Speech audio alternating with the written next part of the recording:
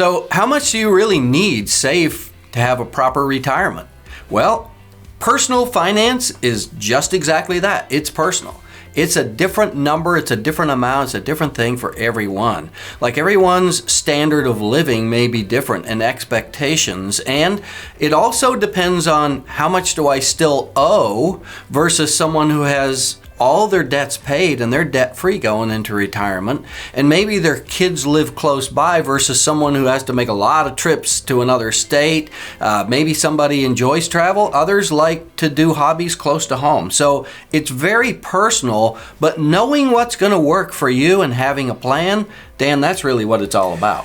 That's right. And it all begins with, again, knowing your number, and the reality is, do you know how to know your number? Right? So you can't just pick something out of the air and go, well, I think this is how much I need. There are ways to actually get very specific with the amount of income you're going to need in retirement. And ultimately, the number that you need is 100% relevant to how much income you're going to need from your investments, right? Those two numbers go and correlate directly. So you could look at it and you go, I don't know how to do that. Well, working with an advisor, they can help you figure out how much money you're going to need. If you still have 20 years to work, maybe you only have 5 years or 30 years. But the reality is, think about your situation today. If you're comfortable with your net, so that's net after tax, after medical, after 401k, money that hits the bank every month, if you're comfortable on that income, is it unreasonable to think you wouldn't want to maintain that same standard of living in retirement, and maybe even a little more? Yeah, right? Somebody said, I need more because I used to only have 2 days to spend money, the weekend. Now I have 7 days a week to spend money. Right.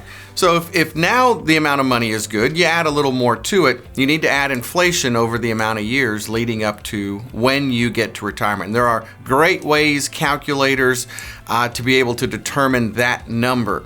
And so then you go, okay, I know how much income I'm going to need. Then we can determine how much money should you have saved by that time to be able to pull off of the investments, which leads us into different strategies for providing this income. The most popular, or a very widely used strategy out there, is called the 4% rule. And I'm going to tell you right now, before we get into it, I think the 4% rule is broken. I don't think it works. I think it's the wrong strategy for you if that's the one.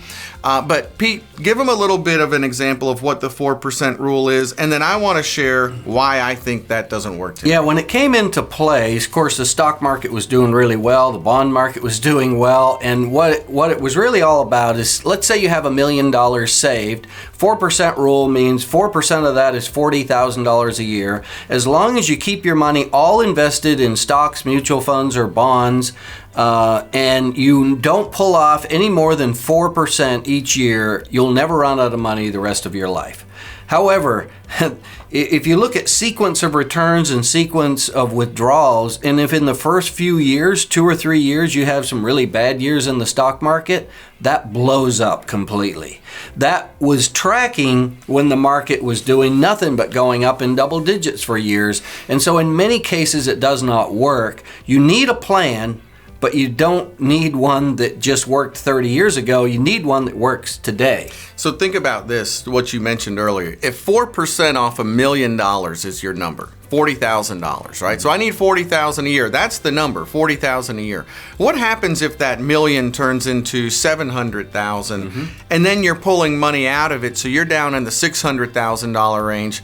4% of $600,000 is not $40,000 anymore, folks. No. That means you either have to reduce your standard of living to spend less, because 4% of 600 isn't 40, or you have to increase your 4% rule to maybe an 8% withdrawal, which means it's likely that that plan is going to blow up. We have a strategy that we think works a whole lot better. We've been doing this a long time, actually have proven strategies we know works. This isn't just hypothetical, But we believe you need to have a portion of money in an investment that doesn't have risk tied to it, that can buy you 10, 15, 20 years of income, which allows you to invest more aggressively on the other side. We can show you how that works. If you disagree with what we're saying here, leave us a comment. I'd love to have the debate with you as to why you think the 4% rule still should exist, or if you think that our strategy may be a better fit for you in your retirement years. Yeah, and if you'd like us to put together a plan for you, analyze if you have enough, then go to beaconcm.com and ask for us to do an analysis for you. We'd love to help you.